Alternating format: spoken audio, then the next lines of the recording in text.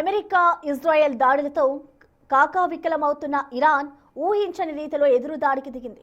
America నిఘా వ్యవస్థకు అణువాయువు పట్టు లాంటి రాడర్ వ్యవస్థను ఇరాన్ క్షిపణి ఛేదించింది.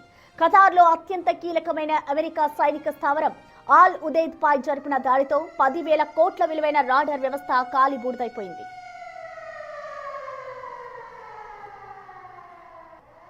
అమెరికా నిఘా వ్యవస్థకు గుండెకాయలా భావించే శక్తివంతమైన FPS-132 ఫేజ్డ్ అరే రాడర్ ఇరాన్ మిసైల్ దాడిలో ధ్వంసమైంది. ఇరాన్ ఒకేసారి 2 క్షిపణులను ప్రయోగించగా అమెరికా రక్షణ వ్యవస్థ అందులో ఒకదాన్ని అడ్డుకుంది. అయితే రెండో మిసైల్ మాత్రం రాడర్ వ్యవస్థను ఢీకొట్టింది. ఈ రాడర్ వ్యవస్థ దెబ్బతినడంతో అమెరికాకు పెద్ద షాక్ తగిలింది.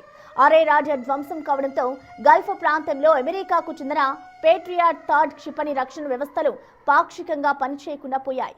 దీంతో శత్రు దేశ క్షిపణులను గుర్తించడం ఇప్పుడు అమెరికాకు కష్టతరం కానుంది. మరోవైపు బహ్రెయిన్లోని అమెరికా ఎయిర్ కమాండ్ సెంటర్ను కూడా ఇరాన్ డ్రోన్లు ఇప్పటికే ధ్వంసం చేశాయి. హర్ముజ్ జలసంధిపై దీని ప్రభావం స్పష్టంగా కనిపిస్తోంది.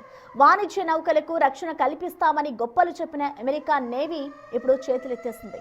తాము రక్షణ కల్పించలేమని ప్రకటించడంతో ప్రపంచ దేశాల్లో ఆందోళన నెలకొంది.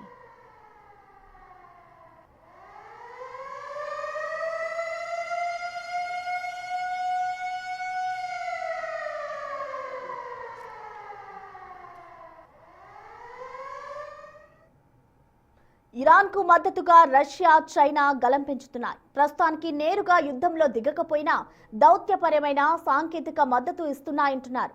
ఐక్యరాజ్య సమితి భద్రతా మండలిలో ఇరాన్పై జరుగుతున్న దాడులను చైనా, రష్యాలు తీవ్రంగా ఖండించాయి. వెంటనే కాల్పుల విరమణ జరగాలని, శాంతి చర్చలు ప్రారంభించాలని డిమాండ్ చేస్తున్నాయి.